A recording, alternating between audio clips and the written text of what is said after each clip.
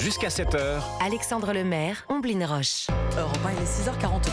Où en sont les fonctionnaires avec les 35 heures? Ils sont encore nombreux à travailler moins, selon un rapport de la Cour des comptes. Alors les conclusions des sages sont sévères. La fonction publique territoriale et la fonction publique d'État bénéficient toujours de dérogations qui permettent de travailler moins que la durée de travail minimum légale et obligatoire. Votre invité ce matin sur Europe 1, Alexandre Lemaire, c'est Benoît Perrin, directeur de l'association Contribuables Associés. Bonjour Benoît Perrin. Bonjour Alexandre, bonjour Omblin. La loi sur la transformation de la fonction publique impose désormais 35 heures de travail hebdomadaire aux agents publics, 1607 heures par an. Cette loi, elle a maintenant 4 ans. 4 ans plus tard, premier bilan d'étape de la Cour des comptes, on y apprend que l'application de la loi se fait toujours attendre. Alors là, effectivement, le rapport de la Cour des comptes n'est que la concrétisation d'une blague qui circulait déjà dans les ministères il y a 20 ans au moment de la mise en place des 35 heures, qui consistait à dire, voilà, dans la fonction publique, on va mettre en place ces 35 heures de manière progressive. On va faire 32 heures, 33 heures, 34 heures et on arrivera enfin à 35 heures. Donc blague à part, la loi effectivement votée il y a 4 ans avec 3 objectifs. Et la Cour des comptes estime qu'on est en situation d'échec sur les 3. 1. Faciliter l'embauche des fonctionnaires avec la mise en place d'un certain nombre d'outils pour rendre la fonction publique attractive, c'est un échec. Deuxièmement, faciliter la mobilité entre les 3 fonctions publiques. Là aussi, la Cour des comptes estime que c'est un échec. Et puis la mesure majeure, c'était, vous l'avez dit Alexandre, c'était d'obliger à la fois les collectivités locales et l'État à faire travailler les 35 heures, c'est-à-dire à faire travailler les fonctionnaires, en l'occurrence 1607 heures par an de travail effectif, donc mettre en place les 35 heures. Et la Cour des comptes estime que c'est un échec total. Donc la Cour des comptes pointe effectivement un maquis, un patchwork de régimes dérogatoires ou parfois de subterfuges qui permettent encore de travailler moins de 35 heures par semaine dans la fonction publique. Est-ce que vous avez des exemples à donner à nos auditeurs, Benoît Perrin? Alors, la Cour des comptes estime effectivement que il y a pas mal de communes, pas mal de collectivités qui ont un peu joué avec les textes et qui restent dans l'ambiguïté. Donc les avec employés communaux, là. Pardon ? Là, on parle des employés communaux. Exactement, communaux, mais on parle aussi des employés des départements, mais aussi des régions.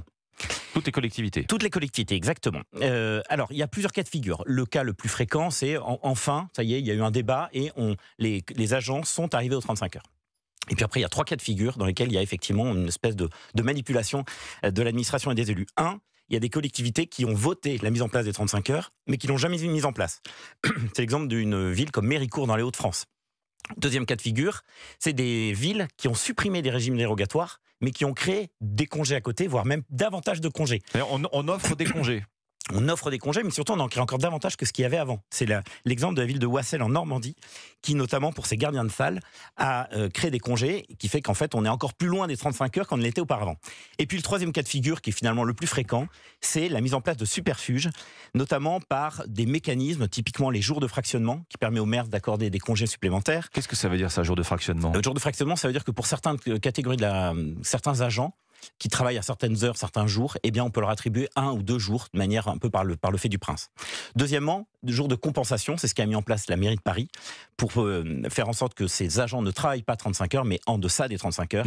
Et puis le troisième, qui est finalement le plus important, et on parlait de fait du prince, c'est l'exemple vraiment parfait, c'est ce qu'on appelle les autorisations spéciales d'absence, les fameuses ASA, qui sont des jours accordés par les collectivités en fonction d'événements familiaux. Vous savez, quand on se marie, quand on perd un proche ou que sais-je, la loi, y compris dans les entreprises privées, permet d'avoir un certain nombre de jours de congé.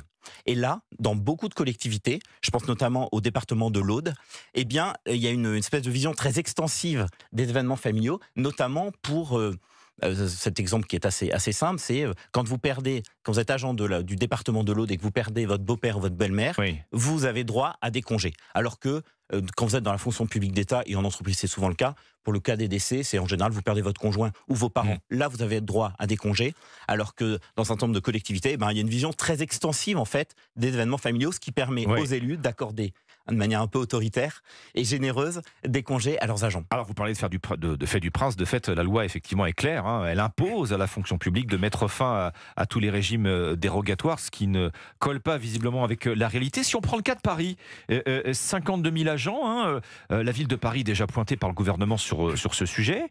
Gabriel Attal était alors ministre des Comptes publics, il avait demandé l'application stricte de la loi, la fin donc des dérogations. La mairie répond que ces agents sont bien passés aux 1607 heures annuelles, donc aux 35 heures hebdomadaires. Est-ce que c'est vraiment le cas aujourd'hui? On parle des crèches, des éboueurs, des employés de mairie. Alors il y a une bataille juridique de la mairie de Paris qui utilise tous les stratagèmes dont on vient de parler pour éviter que ces agents passent aux 35 heures. Alors depuis novembre 2022, effectivement, sur le papier, tous les agents de la ville de Paris sont aux 35 heures. Sauf que dans les faits, on s'aperçoit qu'elle a créé un certain nombre de... Elle a utilisé les fameux critères de jours de fractionnement dont on parlait tout à l'heure, ou alors elle a rendu éligible un certain nombre d'agents à des professions qui sont censées être dangereuses ou en tout cas pénibles, qui fait qu'aujourd'hui, il n'y a qu'en fait un seul agent sur 4 à la mairie de Paris qui est aux 35 heures. Et donc 3 sur 4 ne l'est pas, je pense notamment aux gardiens de nuit, aux maîtres nageurs, aux puéricultrices, qui sont plutôt aux alentours de 1500 heures travaillées au lieu de 1607 légales. Sous les 35 heures hebdomadaires, on est quand même considéré comme un agent à temps plein, à temps de travail plein? Tout à fait. Le sujet, c'est vraiment que les élus manquent, je crois, de courage pour justement appliquer ces 35 heures parce que, il y a un certain nombre de clientélisme, il y a une certaine sorte de lâcheté qui fait que les maires n'osent pas affronter leurs agents pour les faire travailler davantage. En 2 mots, Benoît Perrin, parce que le temps nous manque, sur le temps de travail des fonctionnaires, comment on se situe, nous, la France, par rapport à nos voisins européens? Alors là, la Cour des comptes qui a beaucoup de qualités, beaucoup de défauts, et un des défauts, c'était souvent de ne pas faire de comparaison internationale. Et là, pour une fois, elle met un tableau qui est très intéressant, qui montre que la France fait partie des 4 pays dans lesquels les fonctionnaires travaillent le moins dans les pays de l'OCDE. Donc, autrement dit, la France a ses fonctionnaires qui ne travaillent pas assez, à ses salariés dans le privé qui ne travaillent pas assez, et on sait pourtant que pour retrouver la croissance, il faut absolument remettre la France au travail, que ce soit dans le privé ou que ce soit dans la fonction publique. Donc mettre fin aux 35 heures, je crois, est une absolue nécessité. Merci Benoît Perrin, directeur de l'association Contribuables Associés. On peut voir votre documentaire disponible sur YouTube. 3000 milliards, les secrets d'un État en faillite. Merci. Merci beaucoup.